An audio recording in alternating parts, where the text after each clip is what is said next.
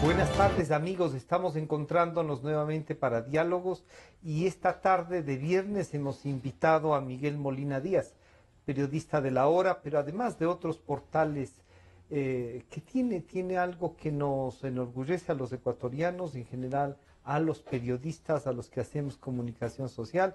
Él tiene una mención de honor en la categoría de opinión en los últimos premios de la Sociedad Interamericana de Prensa. Nos congratulamos con Miguel Molina y vamos a conocer un poco de su trabajo, de él mismo, y le vamos a preguntar, claro, ustedes no pueden olvidar y les vamos a recordar la pregunta que dio por terminada la primera vuelta electoral, la hizo Miguel Molina cuando preguntó si es que había la posibilidad de que variaran los resultados. Esa se la vamos a poner para recordarle, y a Miguel le voy a comenzar preguntando justamente esa pregunta que, como digo, desde mi punto de vista dio por terminada la primera vuelta electoral. Miguel, bienvenido, buenas tardes, felicitaciones. Y a ver, ¿cómo recuerda a la distancia, no mucha, pero ya distancia al fin, esa pregunta en medio de la incertidumbre que vivía el país? Nuevamente bienvenido, Miguel, y felicitaciones. Gracias, Francisco, por la invitación a este programa tan interesante. Bueno, respondiendo a su pregunta, Francisco, recuerdo con la distancia del tiempo de una forma muy particular, porque en momentos en que una ley de comunicación ha intentado o intenta todavía en el país imponer lo que es periodismo, cómo deben ser los periodistas, cuál es la deontología que al Estado le interesa. Creo que es muy pertinente la pregunta que usted me ha hecho, porque yo hice una pregunta desde mi formación de abogado. Yo soy Ya, abogado de además, profesión ya. y la ley de comunicación, de una manera realmente arcaica, realmente limitada, establece que los periodistas, para ejercer el periodismo, tienen que tener el título de periodistas. Y yo creo que eso es un error. Ya. Yo no tengo nada en contra de las facultades de comunicación, más bien creo que hay grandes profesores en ellas y de ahí ha salido gente muy valiosa que ha ejercido el periodismo, pero también creo que el periodismo es mucho más amplio y se nutre de otro tipo de disciplinas muy Ujú. constantemente. Y yo recuerdo ese momento justamente porque me vino a la mente mis clases de derecho penal y de Ya. interrogatorio penal en el momento que yo hice esa pregunta. Es decir, Mm. yo creo que el periodismo se beneficia y se enriquece de otras profesiones. Y Mm. se me hace imposible pensar que un gran editor de economía de un gran Ujú. periódico mundial no tenga formación en economía y luego haya aprendido el periodismo y enriquecido sus conocimientos Ujú. en la deontología, en los principios del periodismo, pero creo que lo maravilloso del periodismo es que abarca todo y todas las profesiones contribuyen a eso. Ujú. Bueno, ahí yo digo, no es por defender la profesión, Claro, la mía es la base periodismo, pero también la antropología. así es, Pero, claro, la comunicación en general abre las puertas para todas las profesiones. así es. Pero yo sí comparto, en cambio, la idea de que la profesionalización en todas las áreas, porque para ser abogado hay que tener una formación y hay que hay áreas en las que la comunicación abre las puertas a todas las profesiones, como a todas las personas que quieran opinar, y ese es un derecho.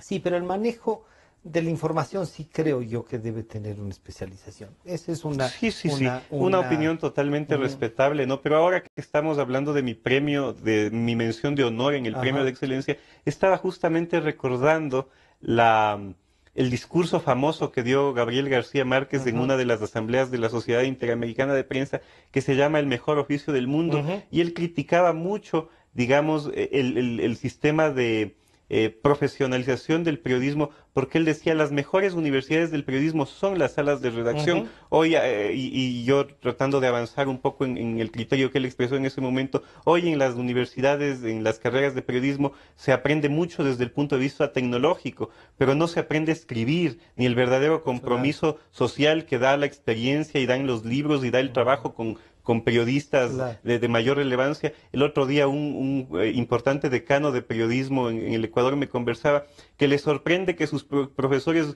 no están al tanto de las noticias, ¿no? Sí. Están muy Bueno, encasillados en la academia hay y él algunos les que me han dicho pregunta. que no les gusta ver noticias. Sí, entonces es sorprendente. Yo sí, seguiré defendiendo que la mejor escuela para el periodismo es una sala Es de una sala de redacción. redacción. Sí. Pero yo en cambio diría que la facultad puede producir excelentes personas para las salas de redacción, pero también las otras facultades, ¿no? Las otras profesiones. Pero dicho esto, la visión de la comunicación, Miguel, que la vamos a tratar y aprovechemos que como abogado.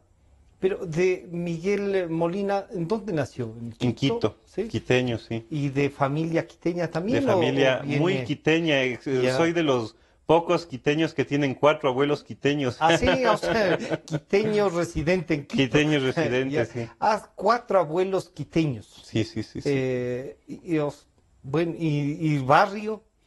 Bueno, yo nací por una amistad familiar, el Mm, médico que en la abordó casa. ese tema fue, no, en una clínica en Santa Prisca, o sea, casi en Ya, el centro, lo cual me parece muy chistoso, ¿no? Porque claro. yo no vivía, ni mis padres en esa época ahí, pero porque el médico era amigo de la familia y Tenía tenía una ahí, clínica ya. ahí, yo nací Ah, prácticamente en el centro de en Quito. el centro histórico de Quito y Sí, quiteño y con abuelos quiteño, sí, quiteños. sí, sí. Miguel, estudiaste por lo tanto aquí en Quito. Sí, ¿Qué estudié escuela?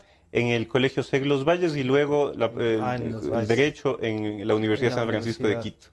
Ya, en la San Francisco Derecho. ¿Y la especialidad en Derecho cuál es? Derechos humanos y me he especializado dentro del ámbito de los derechos humanos en libertad de expresión, Ah, donde yo he estudiado bastante, he escrito algunos artículos al ujú. respecto. Entonces, ese ha sido mi enfoque Un fundamental. enfoque y una especialidad. Sí. Miguel, la carrera de Derecho eh, da varias visiones, pero tengo un hermano mayor que estudió Derecho, egresó, es licenciado en Derecho y en Ciencias Políticas, pero al final, después de egresado, dijo, no me voy a graduar, porque en esto hay que cobrar. Y yo no sé cobrar. Y claro, él fue dirigente sindical, es uno de los fundadores del Frente Unitario de Trabajadores. ¿Cómo hace el abogado para, en esta trama de tener que cobrar y de defender, cómo hace para diferenciar lo que es de su vida y lo que puede convertirse en un negocio? Bueno, en realidad yo creo que la profesión jurídica es una profesión muy interesante en el sentido en el que está totalmente asociado Ya. con los ideales de justicia de una sociedad. Y los ideales de justicia de una sociedad implican muchas cosas, como por ejemplo defender la seguridad jurídica, que Ujú. implica que las empresas puedan invertir, defender la libertad de expresión, que le da un clima democrático a la sociedad, pero también los abogados tienen que ver el derecho en situaciones más mínimas, por ejemplo, defender a personas que han cometido infracciones Ujú. y que han cometido actos contra las leyes. ¿Por qué? Porque también tienen derecho a la defensa y en una sociedad democrática Ujú. todos tienen que tener, digamos, un abogado que les defienda, incluso Ya. las personas que han cometido errores. Entonces es muy interesante esa dinámica y el tema de los cobros a los que usted se refiere a veces no es lo esencial, sino Ya. la satisfacción personal De poder de poder defender. defender, de poder ganar un caso, de poder demostrar los conocimientos jurídicos respecto de una situación. Dos maestros que yo tuve Ujú. muy importantes, a mí me orientaron mucho y me dieron mucho impulso a mi trabajo periodístico y fueron Juan Pablo Albán y Daniela Ya. Salazar. Ellos como profesores míos me enseñaron que el derecho va más allá de la litigancia, Ujú. sino también de la investigación jurídica, de la escritura, de críticas, de De columnas, de poder opinión, así. de poder defender los derechos humanos ejerciéndolos, Claro. como en mi caso el derecho a la libertad de expresión. Miguel, ¿y cómo así esto de escribir en la hora? ¿Cómo nació? ¿Había ya algún contacto? ¿Envió un artículo? ¿Cómo Bueno, yo fue? fui columnista de la hora durante varios años, aproximadamente desde el año 2012-2013, Ya. si mal no recuerdo, hasta enero de este año cuando comencé ya a trabajar en la redacción de los reportajes, de los análisis, de ciertas entrevistas. Entonces, durante ese tiempo yo fui columnista, tuve muchos lectores que apreciaron mis conocimientos en el campo periodístico y mis reflexiones al respecto de la realidad social. Entonces, así fue como se fue gestando una relación con Ya. el periódico que ahora ha Se terminado, consolida ya se ha en... consolidado. Y yo, digamos, sin el ánimo absolutamente Ujú. de compararme con García Márquez bajo ningún concepto, se me hace muy gracioso que él también contaba que su carrera Su de primera era, de la periodista inició comenzó como con... columnista de Claro. opinión, ¿no? Y luego fue Ujú. escalando hasta llegar al cargo de reportero raso, que es el que yo también Claro. ahora tengo. Ya. Pero bueno, claro, lo que pasa es que García Márquez no solo que tenía ya esta formación y esta vena Claro. literaria, ¿no? Pero uno diría, claro, el periodista se hace ahí, Sí, sí, sí. en lo de raso que usted acaba de decir. Es que en realidad el periodismo es una profesión que implica el ejercicio diario de un derecho humano. Ujú. Entonces, eso no tienen otras profesiones. Por decir, la profesión de la medicina, que es una de las más prestigiosas, más reconocidas y más respetables, obviamente, porque el Claro. trabajo que ellos hacen, ellos desde el punto de vista jurídico no ejercen un derecho humano en el ejercicio de su Ya, profesión, más allá de sus derechos a tener trabajo y claro. de garantizar el acceso a salud a otras personas. Pero el periodista ejerce un derecho que es invaluable, que es la libertad de expresión y que está profundamente conectado con la Es un democracia derecho humano. y que es un derecho humano. Entonces, jurídicamente limitar, y la Corte Interamericana de Derechos Humanos, en la opinión consultiva 0585 que emitió en alguna ocasión, estableció que limitar el derecho al ejercicio del periodismo con exigencias como colegiación Ujú. obligatoria, como títulos universitarios, resulta una limitación al ejercicio de la libertad de expresión, lo cual es inaceptable. Entonces yo, desde ese punto de vista, sí defiendo, y mi formación de abogado Ujú. me lo permite, Ya, que claro, sostener sostener... el tema es que hay una limitación. Sí, sí, sí. Pero, y el trabajo de la comunicación y el trabajo de hacer información de todo lo que esto en algunas partes de la ley le han puesto, de que sea contextualizada, de que tenga una, una versión adicional, digámoslo así. Claro. Le parece que eso no necesita un tratamiento? Bueno, yo pensaría que si estaríamos como sociedad Ujú. comprometidos a que haya una ley de comunicación, debe ser una ley de mínimos Ya. deontológicos.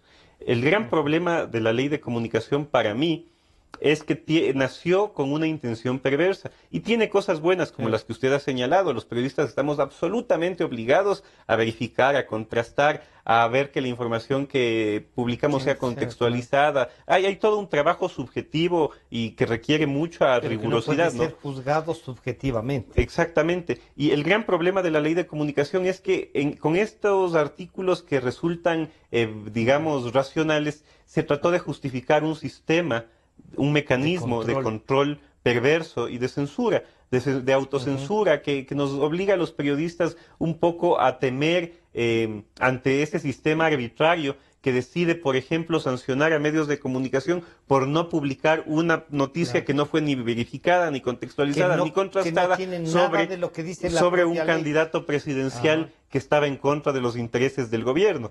Entonces, y sin defenderle a ese Claro. candidato, obviamente, fue una aberración jurídica ese tipo de sanciones y a los periodistas no nos da seguridad esa ley Es para cierto. hacer un ejercicio pleno del derecho, ¿no? Miguel, este ejercicio pleno del derecho, que desde mi punto de vista, y usted que es abogado especializado en derechos humanos, es un derecho sustancial a la persona, Así ¿no es es. cierto? Es un derecho humano. El presidente de la República dijo en su mensaje que sin libertad de expresión no hay democracia. Y Así usted nos es. dice que esto es también consustancial. Así Y es. entonces en estos 4 años de la aplicación de esta ley, la democracia ha estado limitada también. Bueno, voy a responder esta pregunta otra vez desde mi formación jurídica y desde mi experiencia de periodista. Creo que sí, Francisco. Creo que la democracia en el Ecuador ha sido realmente vilipendiada a través de leyes que han resultado que han tenido intereses más bien caprichosos de un partido que de un interés democrático, social, de reconciliar a los ecuatorianos, de avanzar hacia una democracia más plena. Aquí hemos tenido caprichos que han sido realmente perjudiciales. La ley de plusvalía es uno de esos ejemplos que en realidad lo que ha hecho es limitar las posibilidades de que las personas desarrollen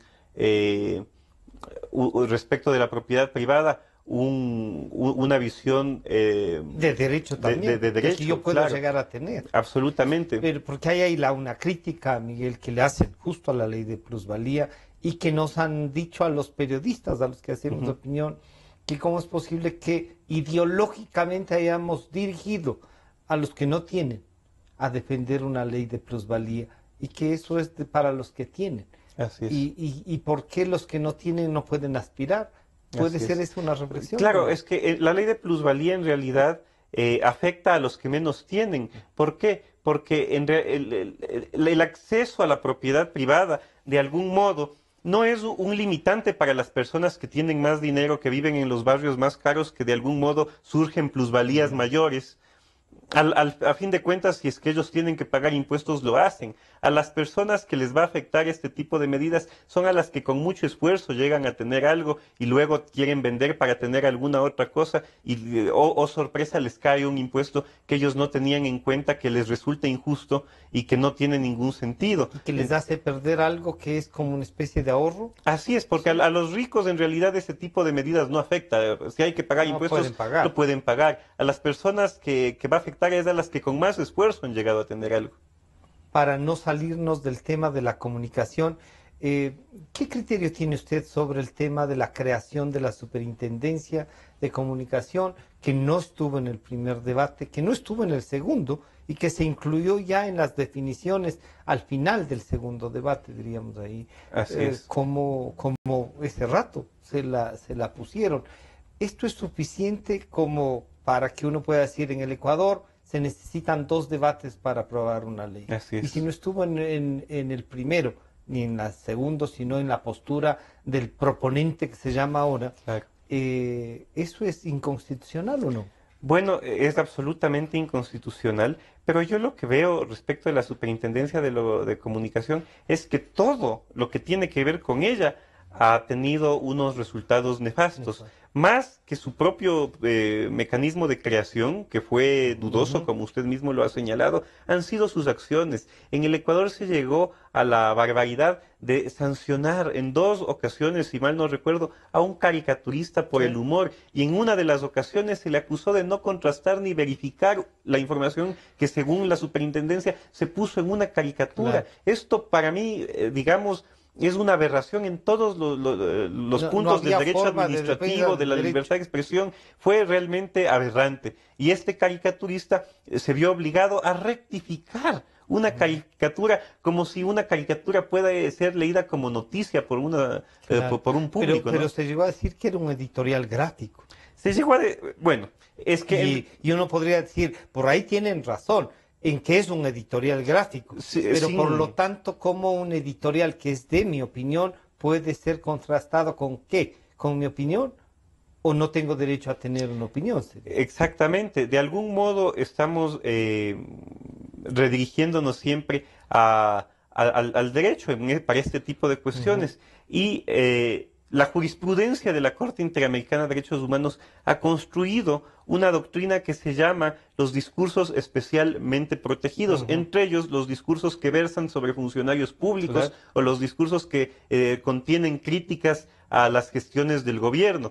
En ese sentido, un caricaturista la producción que el caricaturista hace está protegida por este marco de discurso especialmente protegido, porque este tipo de discursos son esenciales para verificar la existencia de una sociedad democrática. Y graficar. Graficar. Entonces, asustarnos por la exageración humorística que hace un caricaturista y pedirle que sea preciso, que sea veraz, que contextualice, es no entender las posibilidades, digamos, críticas que tiene la labor del caricaturística con la sociedad y con la democracia. En una democracia, un funcionario público debería ser absolutamente tolerante con las críticas que vienen porque él desde el además humor. se expone y Porque él ha recibe un aceptado sueldo. una Él acepta exposición ese mayor reto, que la de claro. un No, ciudadano porque un común. ciudadano común no, pero si acepta estar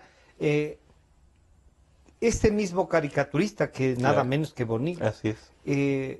hizo una en donde asomaba ¿qué podrían decir los que les gusta el fútbol? Una gloria del Del fútbol fútbol, ecuatoriano, que como futbolista uno lo que tiene es que aplaudirle, así es. pero en la legislatura no, pues. Claro. O sea, Bueno, era ahí cómo podemos decirle era el ataque a hubo un quienes abuso del derecho en este caso. ya. ¿Por qué? Porque la legislación ecuatoriana, como es lógico que así sea, protege a todas las minorías de carácter étnico, Ujú. como tiene que ser, como es absolutamente racional que sea. ¿Por qué? Porque en una democracia los derechos de todos tienen que estar protegidos, de todas las personas. Sin embargo, aquí lo que estaba, la crítica que hizo Bonil fue al desempeño de un legislador que Claro, no tenía la capacidad para ser legislador. claro. La labor del legislador es discutir, debatir, Ujú. presentar oralmente sus propuestas, sus críticas a los Claro. proyectos de ley que se No era presenten. sino a lo que estaba él. Claro, estábamos Era una hablando, estafa que se nos había era una llegado. estafa absoluta, porque lo que se estaba criticando era que una persona no estaba preparada para ejercer uno de los cargos más altos que hay en el país, que es el de legislador, Claro. y es la persona que hace las leyes, ¿no? Y en ese caso se trató de asimilar que la crítica de Sí. Bonil tenía un Era un componente tema étnico, discriminatorio. sí.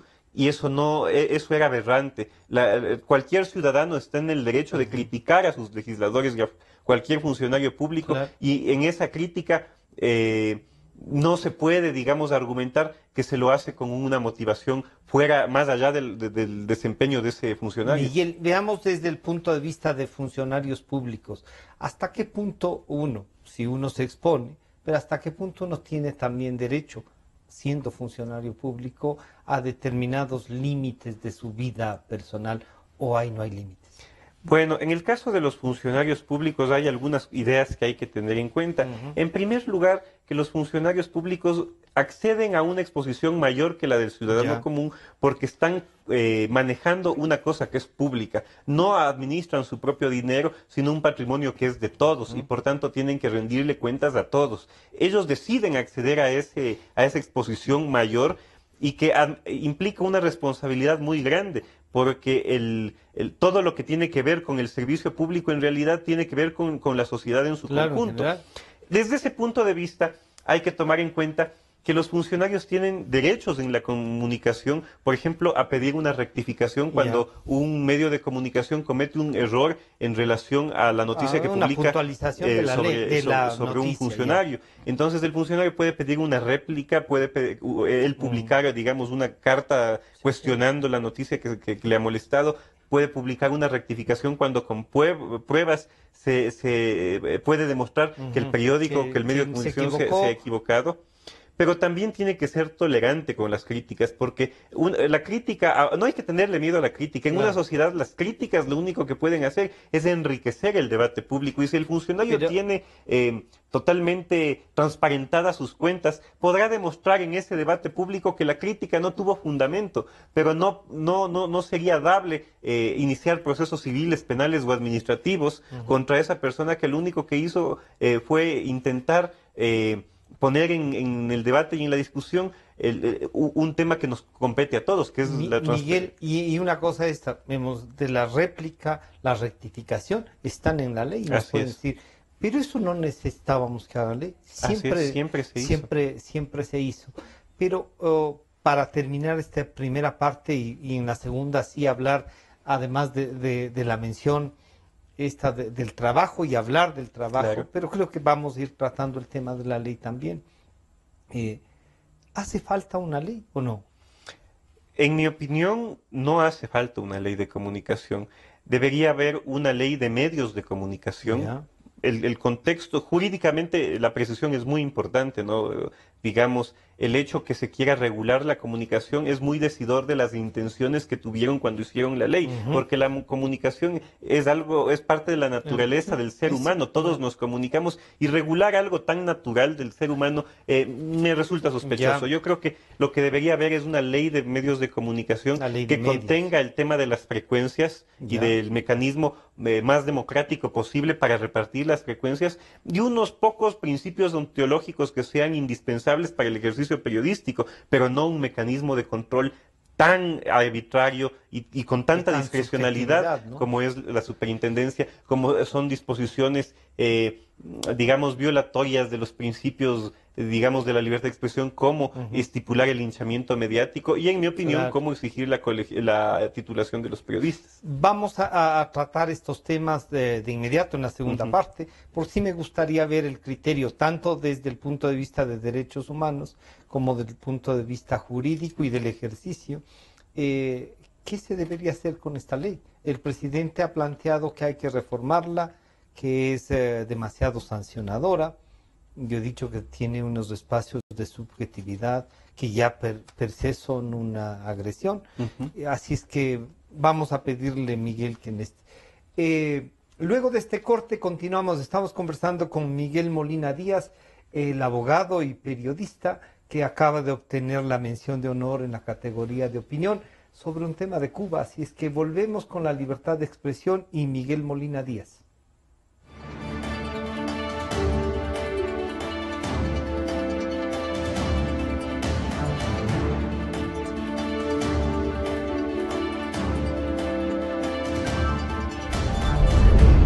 Estamos de regreso ya con Miguel Molina Díaz, abogado y periodista, ganador de esta mención de honor en la categoría de opinión por la Sociedad Interamericana de Prensa.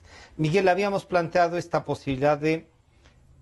El presidente ha dicho una reforma, no la eliminación. Y claro, uno dice, la Constitución dice que hay que tener una ley, y por lo tanto, pero no esta ley, ¿no es cierto? ¿Qué debería cambiarse de esta ley para que sea lo que usted nos decía? Yo siempre he dicho, una promotora de derechos y no una sancionadora de esos mismos derechos. Bueno, desde el punto de vista de la técnica jurídica, me parece que sería que para que la ley quede como un instrumento totalmente garantista del derecho de la libertad de expresión y que garantice en todas las dimensiones posibles que los periodistas podamos realizar un trabajo de investigación serio, sin censura, sin miedo, sin autocensura. La opción no sería reformarla, sino hacer una nueva ley de medios de comunicación. ¿Por qué? Porque la reforma de más del 50% de una ley resultaría inconstitucional, por un lado. Por otro lado, me parece que hay que tomar en cuenta todo el contexto jurídico en el que esa ley se creó y que desmontarla implicaría atacar al mismo corazón de la ley. Yo creo que la única opción es presentar, digamos, un nuevo proyecto de ley que sustituya y derogue la ley de comunicación anterior. Pero que sustituya sería. Que sustituya. Le van a decir, pero eso tiene que venir vía un proyecto de ley que diga reforma o deroga esta ley y se crea esta. Así es. ¿Cuál sería la figura jurídica a través de la cual podemos presentar la derogación? Es decir, presentar un proyecto que en una de sus de sus disposiciones transitorias deroga totalmente la ley orgánica de comunicación anterior para sustituirla, ¿no es cierto? Esta nueva ley, yo creo que el presidente sí debería comenzar a considerar esa posibilidad, porque si tomamos la ley de comunicación, la ponemos en un documento de Word y eliminamos, por decir algo que es perverso, todo el articulado de la Superintendencia de Comunicación y las partes sancionatorias de la Superintendencia de Comunicación, nos encontraríamos con un, digamos, esqueleto que no tendría columna vertebral. Y no sé cómo se podría volver operativa una cuestión así. Yo creo que desde la técnica jurídica lo es que propio se reforma, sería... por ejemplo, el Consejo, el Cordicom, que se tenga algunas atribuciones que tenía la superintendencia, no necesariamente de juzgamiento, porque yo siempre he dicho, la calumnia es calumnia, se ha dicho en un medio, en la calle o donde el vecino. Una calumnia, en realidad, pertenece al derecho penal. Y eso está ahí, ¿no es cierto? No necesitamos una ley de comunicación para que nos limite al ejercicio de una infracción que es la calumnia. Entonces yo pienso que ese tipo de cuestiones debe dejarse al plano civil, fundamentalmente civil. La Corte Interamericana de Derechos Humanos ha dicho que todo lo que tiene que ver con el periodismo tiene que tener sanciones puramente civiles, llevarlo al derecho penal o al derecho administrativo, como es el caso de la ley de comunicación, es amedrentar al periodista. Miguel, pero uno podría decir ahí, ¿por qué sería inconstitucional reformar más del 50% la ley? Bueno, digamos, de algún modo es un principio jurídico, porque las leyes en realidad se crean con una intencionalidad que es el espíritu de la ley. En mi opinión, el espíritu de la ley es del mal. Sí. En mi opinión, en base al análisis que yo hago, el espíritu de la ley de comunicación fue perverso, se gestó perversamente, tuvo una intención controladora y de coartar el derecho a la libertad de expresión de los periodistas y de las personas que participan del periodismo de opinión. Entonces, desde ese punto de vista, yo creo que el problema de la ley de comunicación es su mismo espíritu. Ya. O sea, que usted plantearía que elaborar un proyecto completamente distinto o que tenga que ver con esto. Un proyecto de ley en el cual participen todos los actores de la comunicación, los medios de comunicación, las facultades de comunicación, por su lado, digamos, obviamente el gobierno que ponga sus ideas y sus contribuciones y llegar a un acuerdo que sí implique una reconciliación en el sector de la comunicación. Eso ha estado haciendo el presidente y la Secretaría, ¿no es cierto? A mí me preocupaba de esto que ha estado haciendo, que también ha sido una forma de promocionar los, entre comillas, beneficios que ha tenido la ley, y dicen han sido sancionados 500 veces, han sido rectificadas tantas veces, y claro, y uno comienza a pensar también, dice, y aquello de lo multicultural y pluriétnico, asoma como, ¿será multicultural solo lo étnico o no? Claro, este es un punto importante, pero no, digamos, usemos otro ejemplo para exponer las contradicciones que hubo. A los medios de comunicación nos sancionaron más de 500 veces por errores humanos que se pueden cometer en el ejercicio de cualquier profesión, de cualquier oficio, de cualquier área del saber humano. Y sin embargo, hubo una persona en el Ecuador que todos los sábados utilizó un emporio mediático para insultar, para crear una cultura de odio, usó recursos públicos para ese tipo de ejercicio de violencia estatal, porque él desde su posición de poder amedrentó a gente, realizó llamados públicos a linchamientos, ni siquiera mediáticos, sino físicos. Hay periodistas en el Ecuador que fueron físicamente agredidos por la cultura de odio que una persona durante 10 años inculcó todos los sábados. ¿Qué hizo la Superintendencia de Comunicación frente a eso? Que no tenía atribuciones para Así es, pese a que él prácticamente se convirtió en un comunicador en el sentido en el que usó un emporio mediático para informar. Pero además usaba todo lo del Estado. Así es. Y la superintendencia dijo que no, que eso no era, que no sería opinión, que habrán pensado, ¿no? Así es, ¿no? Y desde ese mismo punto de vista podemos hablar de los medios que replicaban eso. A esos tampoco se los sancionó, que en cierta época del correísmo más duro se convirtieron en una suerte de pasquines oficiales. ¿Y eso es un linchamiento mediático o no?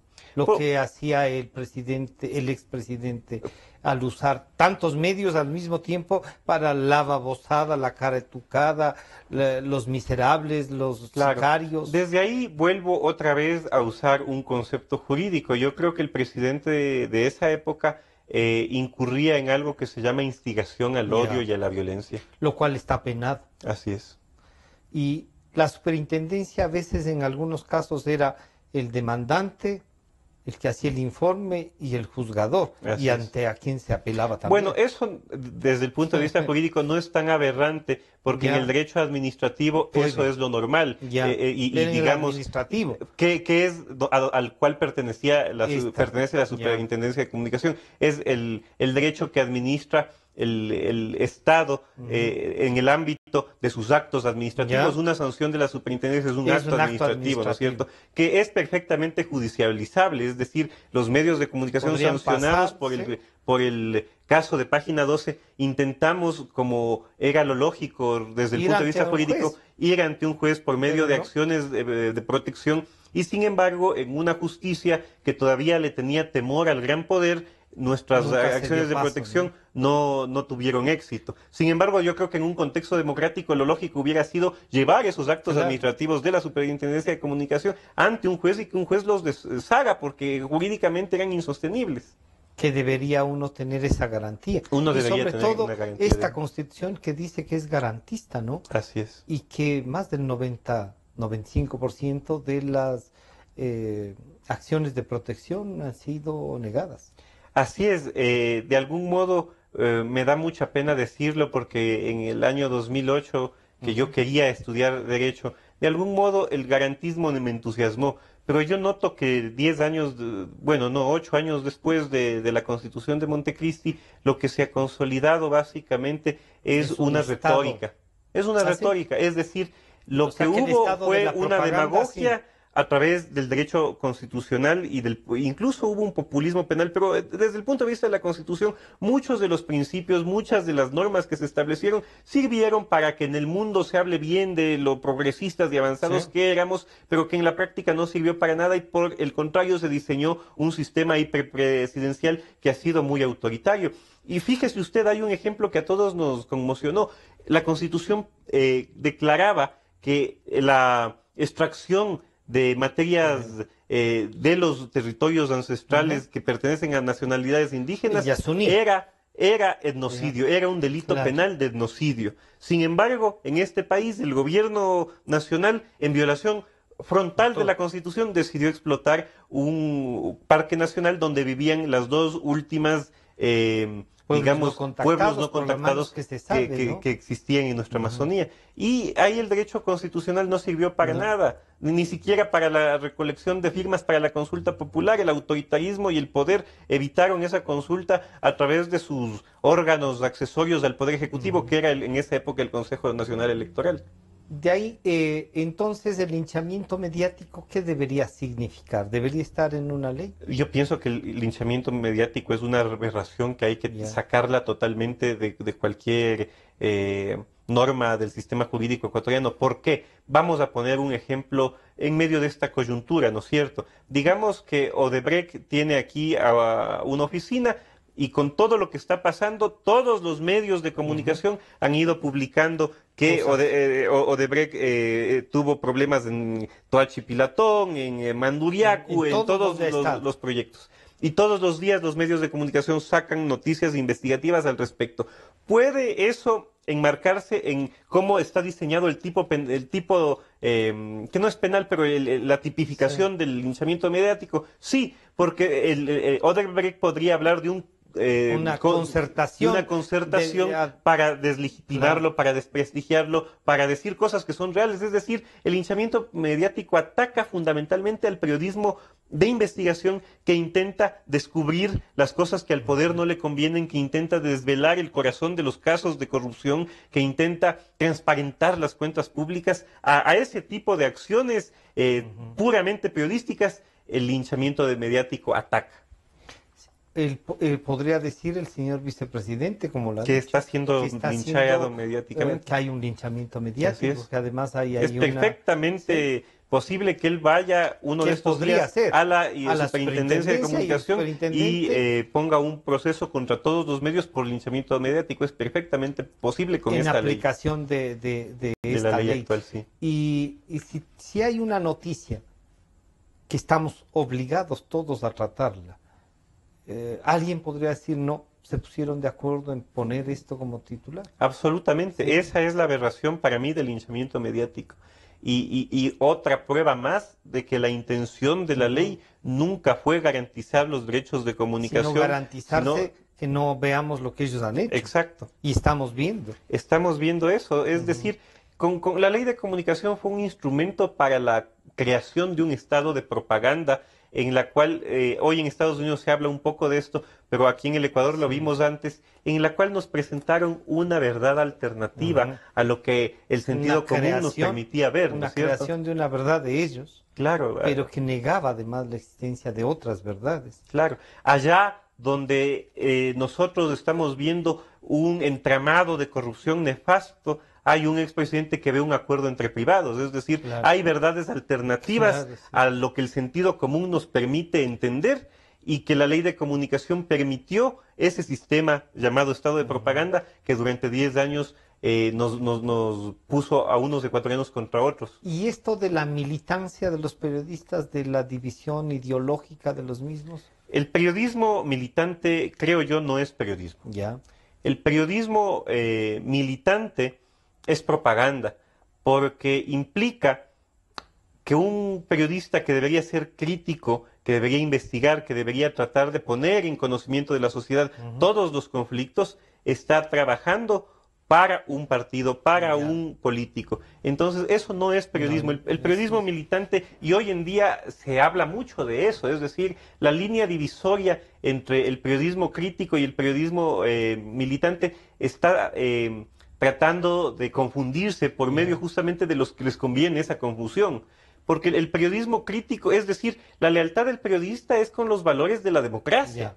Pero ahí hay no una con un cosa, partido. ¿y el periodista debe o no tener una posición ideológica? Yo personalmente pienso que el periodista tiene una posición ideológica porque es un ser humano, Claro, ¿no es cierto? Si no serían una especie de arcángeles y ahí estamos fritos. Y estamos fritos. Pero en el ejercicio profesional del periodismo, la lealtad del periodismo es con la democracia, con la sociedad, con los valores que sostienen esta sociedad en un ambiente de libertad.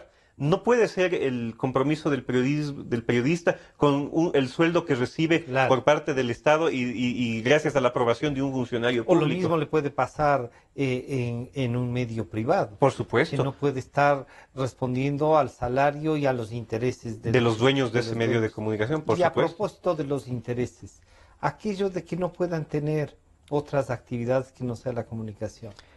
Eso es muy discutible desde el punto de vista de que yo creo que cuando se diseñó esa ley no se entendió realmente cómo funciona y cuál es la dinámica de la comunicación social y de los desde el punto de vista de la subsistencia económica de los medios de comunicación social. ¿Cómo van a pagar los sueldos? Claro, yo creo ¿Cómo van a hacer investigación? Totalmente. Yo creo que ahí lo que se intentó un poco también es consolidar un sistema de control. ¿Por qué? Porque al hacer que los medios de comunicación, o más bien que sus dueños no puedan tener otros negocios, implicó que empresas o que empresarios más bien que tenían medios de comunicación prefieran negocios más rentables y vendan sus medios de comunicación, lo cual eventualmente iba a precarizar la comunicación y, sobre todo, que la propaganda estatal, es decir, los pautajes de publicidad estatal, iban a recobrarse de una importancia mayor en el mercado de la comunicación. Como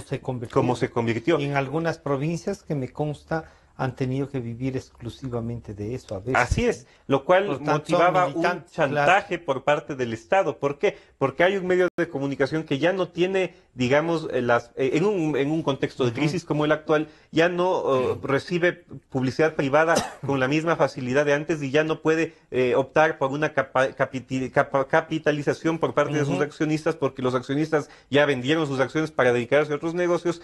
Depende de publicidad estatal y eso permite un espacio de chantaje de parte de los intereses del Estado, en el sentido de que dejen de criticar lo que hacemos porque si no les retiramos la publicidad estatal. Y eso se dio lamentablemente, y creo que es otra de las demostraciones de que la ley de comunicación tuvo una intención controladora, más no de garantizar los derechos de la comunicación. Miguel, bueno, ¿cuál fue el artículo sobre Cuba que ha sido premiado? Bueno, con la mención de honor.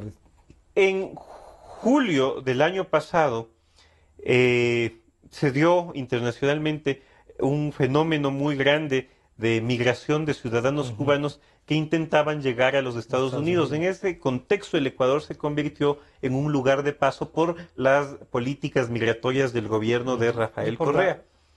Claro. La cercanía al gobierno de Cuba, ¿no? Yo creo que sí, eso facilitaba un poco que haya la posibilidad de que cubanos entren al Ecuador sin mayores impedimentos, lo cual no es parte de este debate. Sí. En principio está bien, pero creo que hubo una política migratoria del gobierno ecuatoriano que causó un poco ese contexto en el cual el Ecuador se convirtió en un lugar de paso. En ese contexto llegaron acá en un determinado momento de julio del año pasado un grupo de alrededor de 130 cubanos, si mal no recuerdo. Ya, sí.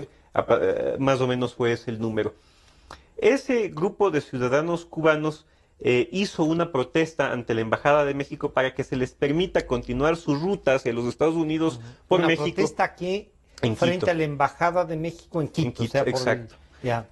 El Ministerio de Gobierno, que en ese momento estaba dirigido por José Serrano y su viceministro Diego Fuentes, decidieron retener a todos estos cubanos, aprenderlos y trasladarlos en principio a la unidad de flagrancia, pero luego se les privó de la libertad en el Hotel Cárcel Carrión. Se llama Hotel Carrión, pero es un eufemismo para describir un lugar en donde se priva de la libertad a personas que están de tránsito en el Ecuador. Las leyes ecuatorianas son muy precisas en el sentido de que todos los seres humanos aquí son iguales, sean o no ecuatorianos, y tenían esas personas que ser llevadas en un plazo de 24 horas ante un juez competente para calificar la legalidad de su detención. Eso no sucedió. Ellos estuvieron mucho más de 24 horas retenidos de su libertad, incomunicados en este Hotel Cárcel Carrión. Después de lo cual comenzó el Ministerio de Gobierno a realizar procesos de deportación totalmente arbitrarios, sin ningún orden, sin llevar ni siquiera las estadísticas claras de lo que estaba pasando. Tanto es así que cuando se realizó la audiencia de habeas corpus en la cual abogados ecuatorianos pedían que se libere a estas personas, el Ministerio del Interior presentó como pruebas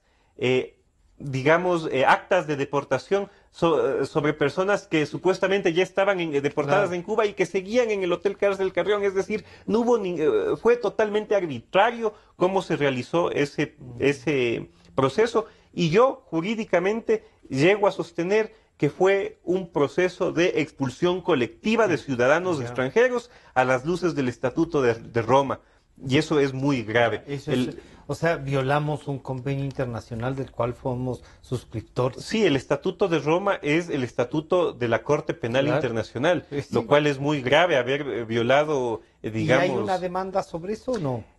No tengo conocimiento, pero sé que el equipo de abogados que en ese momento, defendió a los cubanos, que básicamente fueron organizaciones de derechos humanos y fundamentalmente el consultorio jurídico gratuito de la Universidad de San Francisco, que estaba dirigido en esa época por Juan Pablo Albán Alencastro. Y él dirigió todo los procesos. Fue muy, como experiencia periodística, muy traumante, Francisco, desde el punto de vista de que en la unidad de contravenciones de Quito se comenzaron a dar audiencias de deportación de alrededor de 130 personas.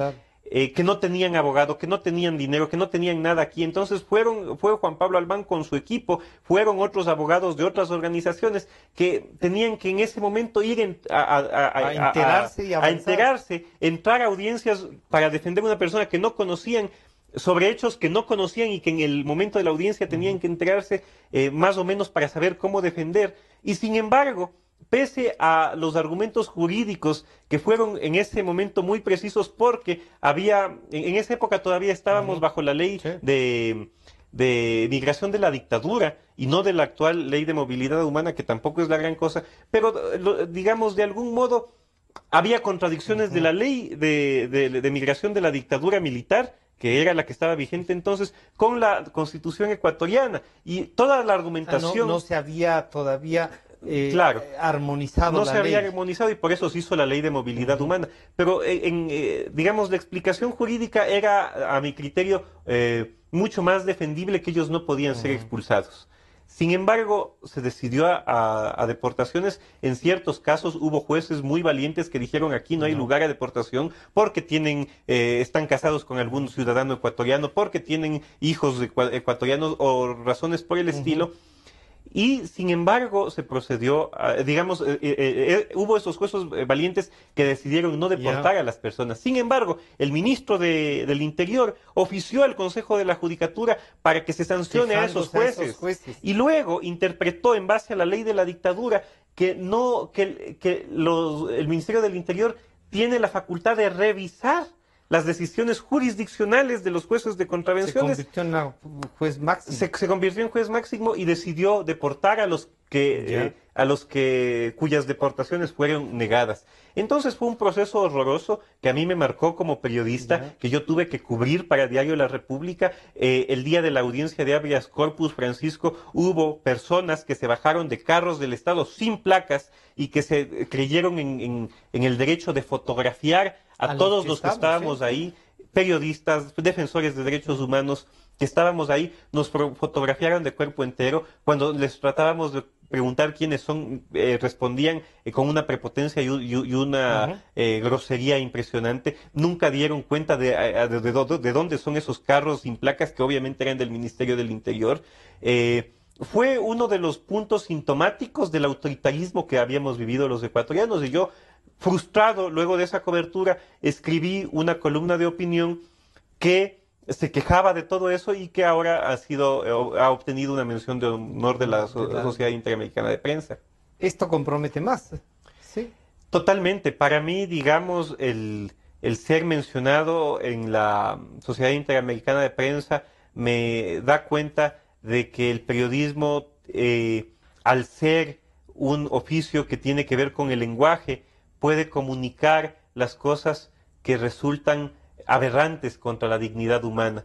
Entonces el compromiso del periodismo es mucho mayor del que pensamos cuando queremos, digamos, informar o dar noticias. El compromiso del periodismo va con la defensa de la dignidad humana, con la defensa de los derechos humanos, tiene también una responsabilidad de causarle a la sociedad un compromiso con este tipo de temas. Algún día yo creo que todo lo que pasó con los cubanos, como con otros casos, como los 10 de Luluncoto y otros que fueron víctimas de la violencia del Estado, algún día la sociedad se va a preguntar cómo fuimos capaces de permitir eso, de ver cómo el Estado con todo su poder destruía familias por los caprichos de un proyecto megalómano.